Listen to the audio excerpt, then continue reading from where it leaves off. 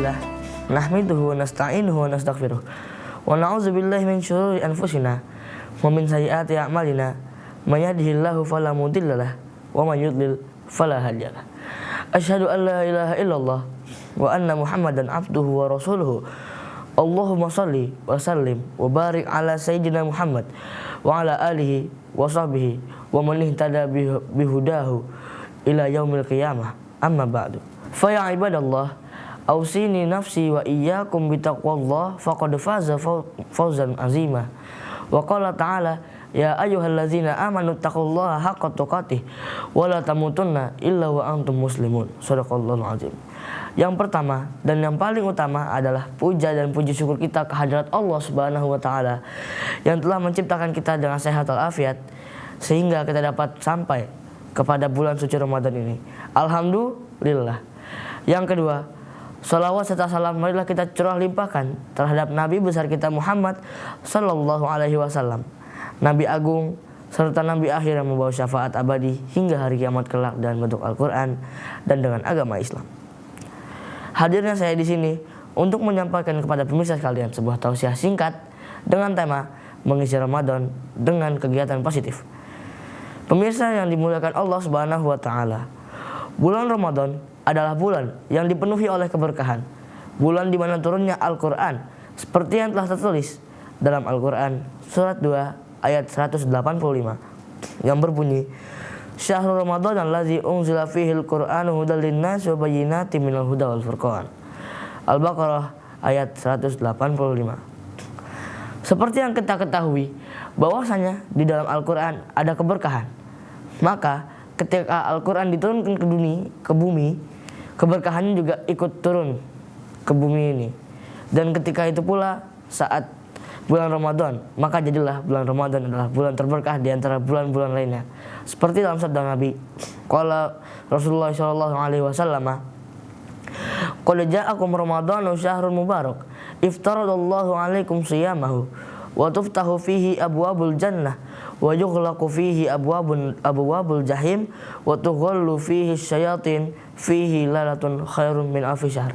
Yang memiliki arti telah datang bagi kalian bulan Ramadan, bulan penuh berkah, maka Allah mewajibkan bagi kalian untuk berpuasa.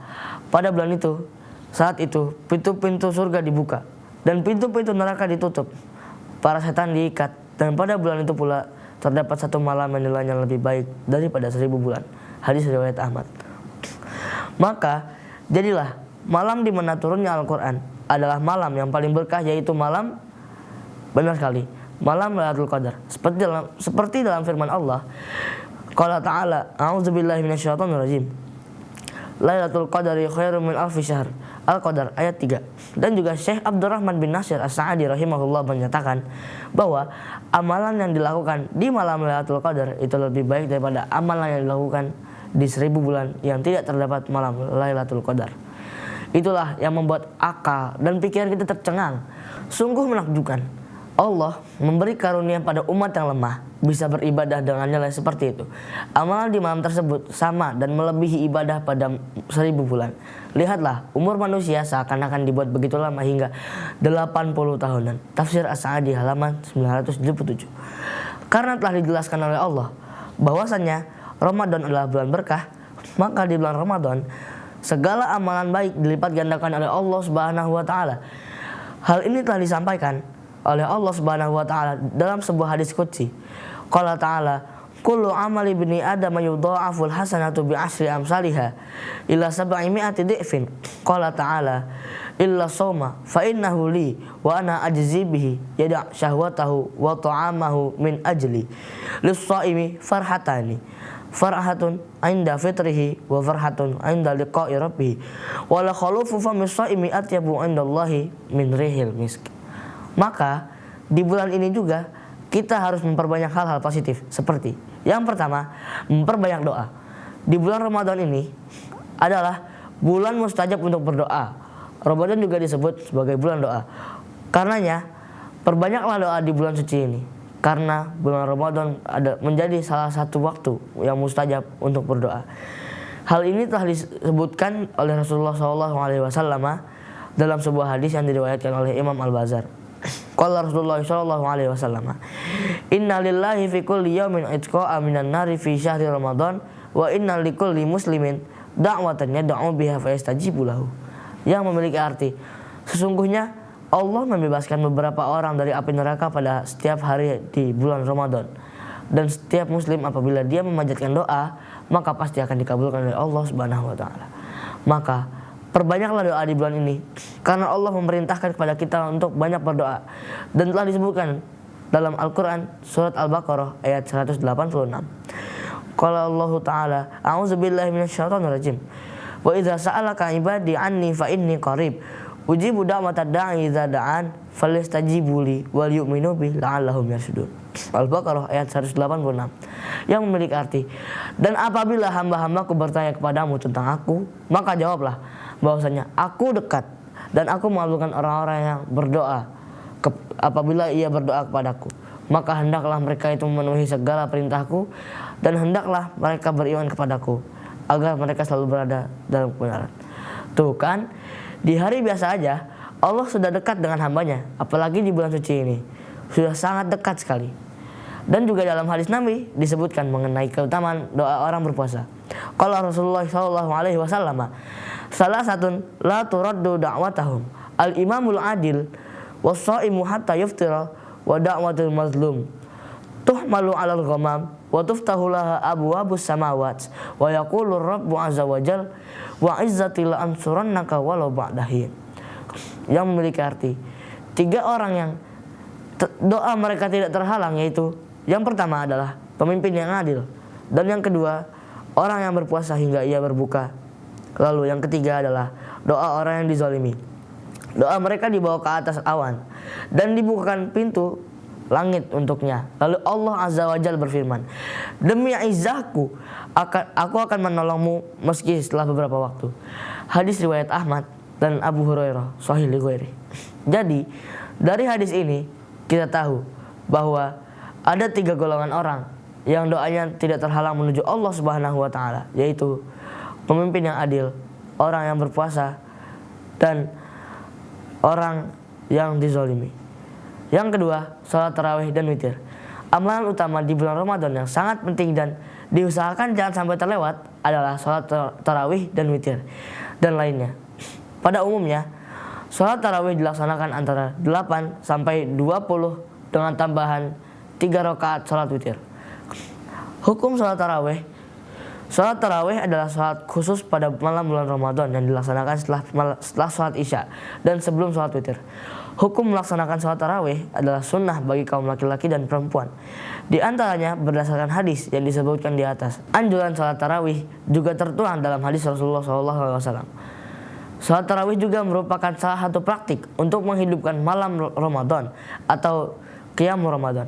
Ibadah ini memiliki keutamaan-keutamaan yang memang ditemukan landasannya dari hadis Rasulullah SAW. Seperti yang telah disabdakan oleh Nabi, qala Rasulullah SAW, "Man qama Ramadhana imanan wahtisaban, ghufira lahu ma taqaddama min dzambi." Yang memiliki arti, barang siapa yang di bulan Ramadan beribadah tarawih seraya beriman dan ikhlas, maka diampuni baginya dosa yang telah lampau. Hadis riwayat Al-Bukhari, Muslim, dan lainnya. Anjuran salat tarawih juga tertuang dalam hadis lain dengan redaksi yang berbeda. An Abi Hurairah taqala, kana Rasulullah sallallahu alaihi wasallam yuraghibu fi qiyamir Ramadan min ghairi an ya'murahum fihi bi'azimatin fayaqulu man qama ramadhana imanan wa ihtisaban ghufira lahu ma taqaddama min dzambi. Yang memiliki arti, dari Abu Hurairah radhiyallahu anhu berkata bahwa Rasulullah sallallahu alaihi wasallam gemar untuk menghidupkan bulan Ramadan dengan anjuran yang tidak keras. Beliau berkata, barang siapa yang melakukan ibadah salat tarawih di bulan Ramadan hanya karena iman dan mengharap ridha Allah, maka baginya diampuni dosa-dosa yang telah lampau. Hadis riwayat Muslim. Ulama sepakat bahwa redaksi qoma Ramadan di dalam hadis tersebut mengacu pada makna sholat tarawih. Meskipun ulama berbeda pendapat mengenai dosa jenis apakah yang diampuni dalam hadis tersebut, ikhtilaf di antara mereka juga terjadi dalam hadis-hadis serupa.